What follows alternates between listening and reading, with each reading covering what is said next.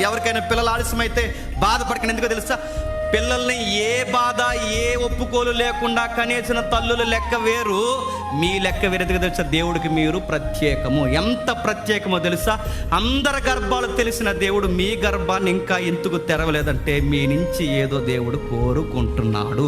ఆయన కోరుకున్నది మీరు చెప్పేస్తే బంగారం లాంటి బహుమానాలు తెచ్చి మీకు ఇస్తాడు. యోసేపు లాంటి, ఇస్సాకు లాంటి, అన్నాకు పుట్టిన సమూయేలు లాంటి వ్యక్తిని, ఎలిజబెత్ పుట్టిన బాప్టిజం ఇచ్చి యోహాను లాంటి వ్యక్తిని ఇస్తాడు నీకు.